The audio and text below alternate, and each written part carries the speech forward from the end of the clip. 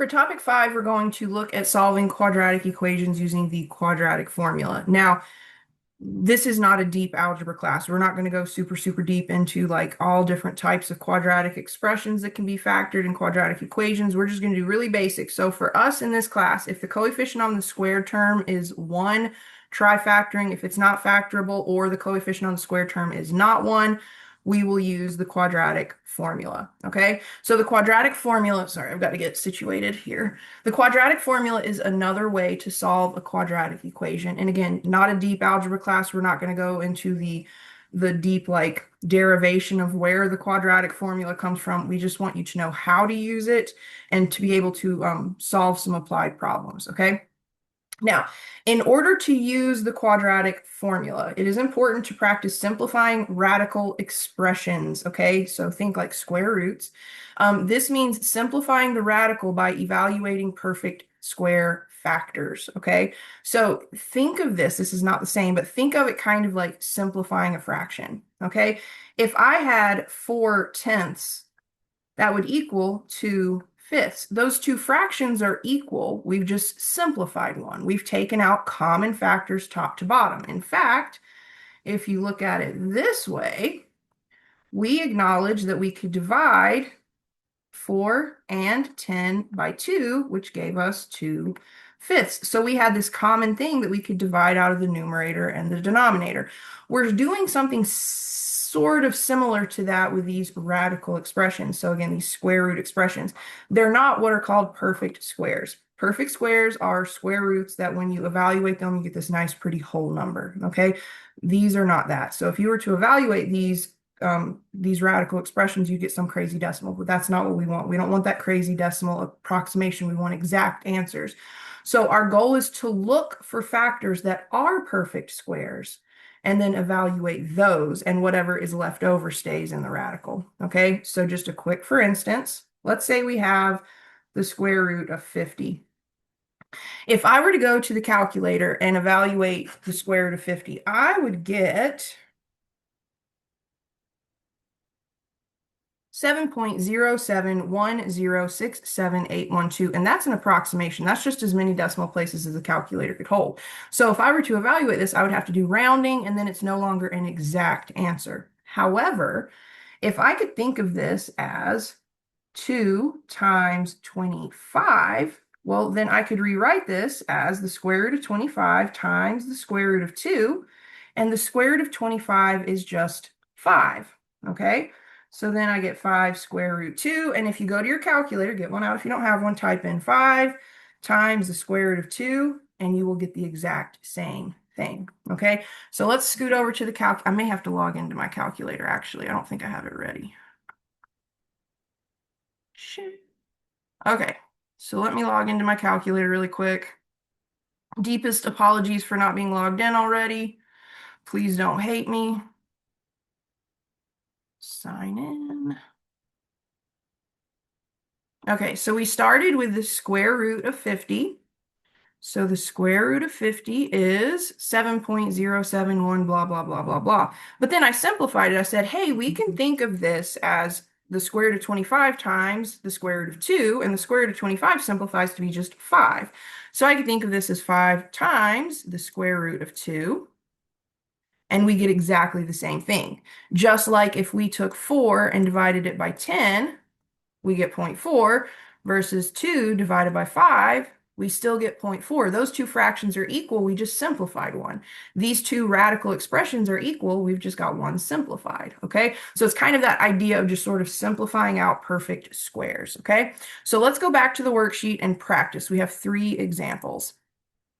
Okay, so if you need to use a calculator to find perfect square factors, that is fine. I encourage you to look for the biggest perfect square factor, because then you can simplify it just all at once, okay?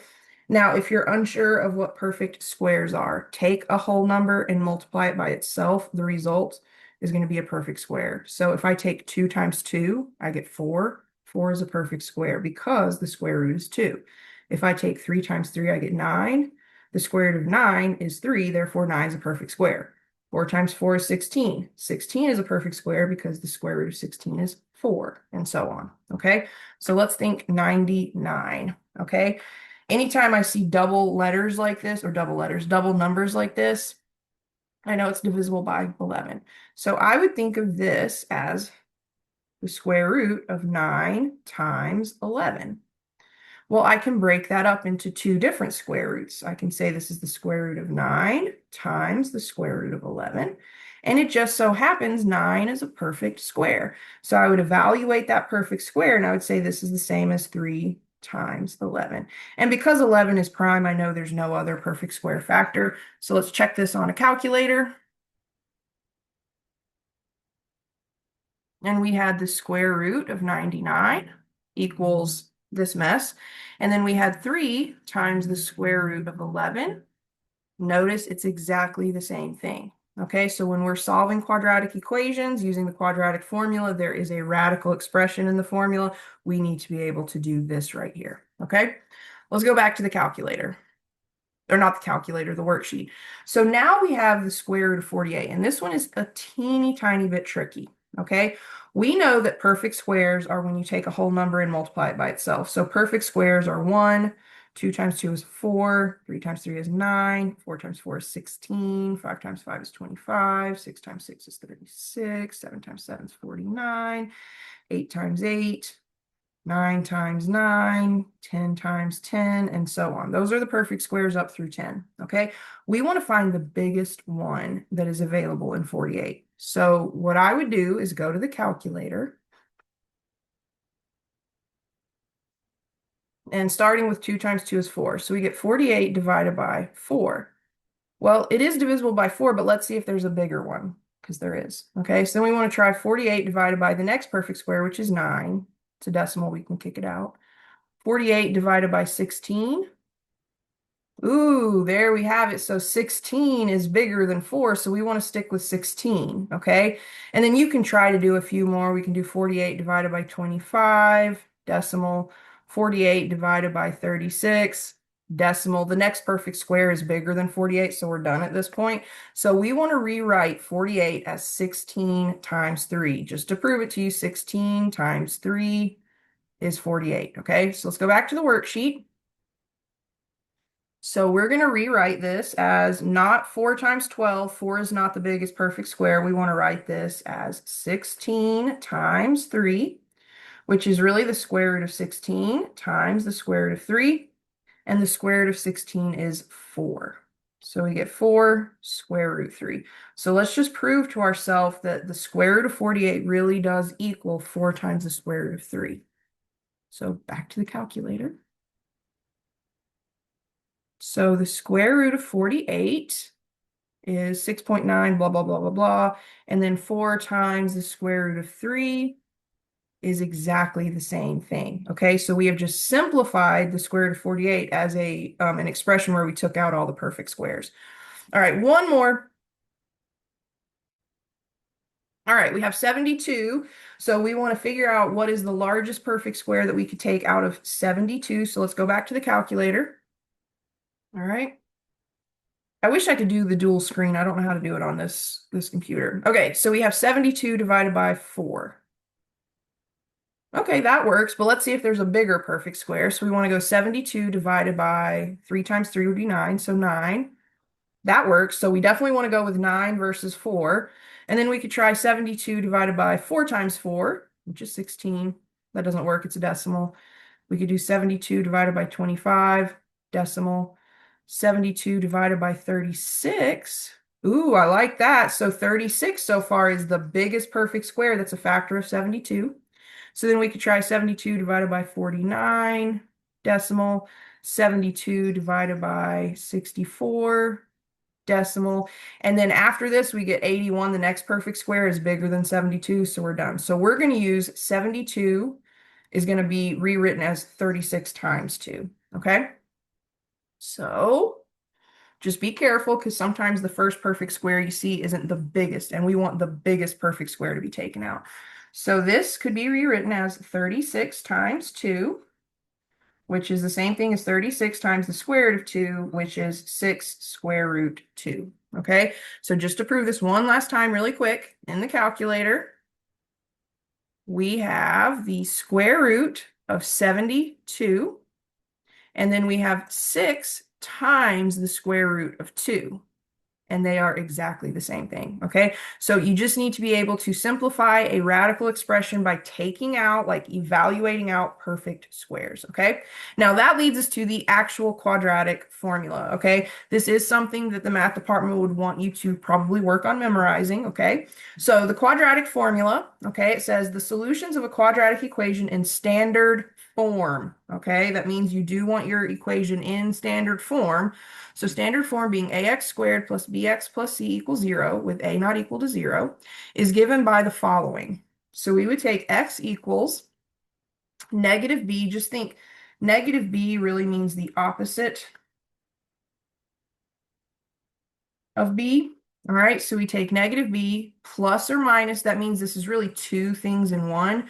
So we're going to go negative b plus or minus the square root of b squared minus 4 times a times c. All of that divided by 2a, okay? Now, what are a, b, and c? Well, a is the coefficient of the squared term. B is the coefficient of the linear term. And then c is the constant. Okay, so just know where the A, B, and C are coming from. They're coming directly from the quadratic equation in standard form. Okay, so let's go ahead and practice. It says this method can be used to solve any standard form quadratic equation. So we have two examples. It says use the quadratic formula to solve each equation. And I'm just going to put this up here. So x equals the opposite of b plus or minus the square root of b squared minus 4ac all over 2a, okay? Now, for part A, our equation is in standard form, so let's figure out what a, b, and c are. A is the coefficient of the squared term, b is the coefficient of the linear term, c is the constant, again, as long as you're in standard form, okay? So let's fill in the formula. We get x equals the opposite of b. Minus b means the opposite of b. So what is b in the equation? It's 2. So in our formula, we want to plug in negative 2. Plus or minus, we'll address that plus or minus kind of at the very end. Plus or minus the square root of b squared minus 4 times a times c all over 2 times a. So just rewrite the formula, plugging in values for a, b, and c, and then start simplifying it, okay? So x equals negative 2 plus or minus. Under the radical, we got to do some work, okay? 2 squared is 4. But then we've got negative 4 times 8 times negative 1. So negative 4 times 8 is negative 32. And then negative 32 times 1 is positive 32. So that's going to become plus 32 all over 2 times 8, which is 16. And we just want to simplify again. So rewrite the formula, negative 2 plus or minus. What is 4 plus 32 under the radical? Well, that would be 36. All of that is over 16. Simplify again, we get negative 2 plus or minus. Well, luckily in this case, the radical is a perfect square. What is the square root of 36? It's just 6. So then we put that over 16. And this is where we deal with that plus or minus. This is just one formula that's really secretly two formulas. We just condense it down into one piece with this plus or minus. So for x, we're going to first go negative 2 minus 6 over 16. And then for the second part, we're going to go negative 2 plus 6 over 16. At the very end, you separate the plus and the minus, and you get two separate solutions, okay? So negative 2 minus 6 is negative 8. Divided by 16 is negative 1/2. And then negative 2 plus 6 is 4. Divided by 16 is 1/4. So our solutions would be negative 1/2, comma, 1/4. And that's it. You could certainly check these if you wanted to. For now, I'm just going to get to it because this is kind of a longer video. Okay? Now for part B, we have x squared minus 2x equals 10. We must put this in standard form first. So we need to subtract 10 from both sides. That's going to give us x squared minus 2x minus 10 equals 0. Once you're in standard form, you can then determine what A, B, and C are. A is the coefficient of the squared term, so 1. B is the coefficient of the linear term, -2. And C is the coefficient, C is the constant, so -10. Okay, and we want to plug these values into the formula. Okay, so we get X equals the opposite of B. Well, B in this case is -2. The opposite of that is +2. And then we want B squared, so -2 squared minus 4 times A, which is 1, times C, which is -10, all over 2 times A, which is 1. And then we start simplifying. Don't try to do too many steps at once because you'll inevitably lose a sign or lose a little piece, okay? So show this step by step. It's important, okay? So we get 2 plus or minus. Under the radical, -2 squared is 4, okay? -4 times 1 is -4. And then -4 times -10 is +40. All of that is going to be over 2 times 1, or just 2. So let's see, we get 2 plus or minus. Under the radical, we have 4 plus 40, which is 44. All over 2. And now we need to just address, we're going to do a little side work here. We need to figure out what to do with 44. So we have the square root of 44, which is the same thing as the square root of 4 times 11. All right, which is the same thing as the square root of 4 times the square root of 11, which is the same thing as 2 square roots 11. Okay, so I'm going to bring all of this up here, and we get X equals 2 plus or minus 2 square root 11 over 2. Okay, now all 3 parts. So let's think parts here. We have a blue part, we have a yellow part, and we have let's do pink, a pink part. Okay, they all have a factor of 2, which tells me all 3 pieces are divisible by 2. I can only do this if they're all divisible by something. So we would get X equals, well, 2 divided by 2 is 2. Don't put 2. 2 divided by 2 is what, y'all? 2 divided by 2 is 1. 2 square root 11 divided by 2 is plus or minus the square root of 11. And then 2 divided by 2 is 1. So we could finally say X equals 1 plus or minus the square root of 11. Okay, so everything's simplified here. And then you want to take your curly braces, and we're going to write 1 minus the square root of 11, comma, 1 plus the square root of 11. It's not the prettiest solution out there, but this is the final answer. Okay, so this, whoops, well, pink will be fine. This right here is your final answer, okay? In Pearson, you do need to be prepared to split your answers like this. You can't put the 1 plus or minus square root 11. I don't want to say you can't, but I think they want you to write your 2 separate solutions with a comma between them. So 1 minus square root 11 and then 1 plus square root 11. We split that plus or minus, okay? And then finally, we're almost done with chapter 6. Our last example is kind of a long one again, but we'll get there. All right, let's go back to the pen. So example 8 says application, include correct units with the answer. So it says the width of a rectangle is 4 feet less than the length. So we're definitely getting into the direct translation here. If the area of the rectangle is 117 square feet, find the length and the width of the rectangle. So we've got a lot going on here. First, we hopefully remember that the area of a rectangle is length times width. Okay, we know that formula. We also are flat out told that the area is 117 square feet, okay? And now for the length and width, we need to do some direct translation. I like to use a completely different variable, otherwise I tend to get myself confused. That's my personal preference here. But we are told that the width of a rectangle is 4 feet less than the length, okay? So in this case, I know nothing about the length, but I know something about the width. So we always assign the variable to what we know nothing about, which would be the length. So I'm going to say the length is x feet. And if the length is x feet, that means the width is x minus 4 feet because it is 4 feet less than the length. Okay. And what we want to do now is take all 3 of these pieces right here and plug them into the formula. Okay. So we have 117 equals the length, which is x, times the width, which is x minus 4. Okay, and now we have something that we can work on solving. Okay, so we did the direct translation already. We've created an equation. Now we need to do some work, okay? First thing I want to do is distribute, okay? So I have 117 equals, well, x times x is x squared, and then x times -4 is -4x. So we definitely have something that is quadratic. So let's put this in standard form. That means set it equal to 0. So we want to subtract 117 from both sides. So that gives me 0 equals x squared minus 4x minus 117. Now, you absolutely have options here. You can do the quadratic formula or you can do factoring. I think this one is factorable. If you struggle to find factors of -17 that would add to -4, that is fine. You can always use the quadratic formula, which is kind of a cool thing about it. Even though it's a longer process, factoring is always going to be the quicker method for solving, but sometimes finding those factors can be a little bit more complicated. You can always use the quadratic formula.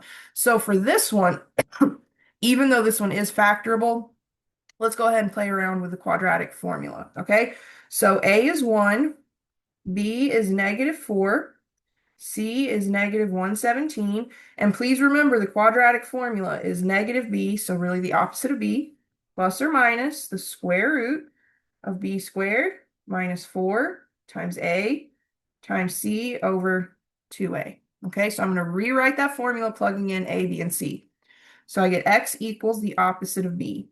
Well, b is -4, so in the formula, I want the opposite of that, which is +4, plus or minus -4 squared, that's b squared, minus 4 times a, which is 1, times c, which is -117. Sorry, there's traffic going around outside my house. And then the denominator is 2 times a, or 2 times 1. So let's clean things up a little bit. We get 4 plus or minus the square root of, well, -4 squared is 16. And then I'm going to do some calculator work here. We have -1, or wait, we have -4 times 1 times -117. I get 468 all over 2 times 1. Don't put 21, put just 2 times 1, which is 2. All right, x then equals 4 plus or minus. So 468 plus 16 is 484. So we get the square root of 484 over 2. And let's just check to see if 484 is a perfect square. And it is. So 484, the square root of that is 22. So I'm going to scoot all of this over here. So we really get x equals 4 plus or minus the square root of 484, which is 22 over 2. So you have options on how you simplify this. You can divide each piece by 2, or you could write this as 4 over 2 plus or minus 22 over 2.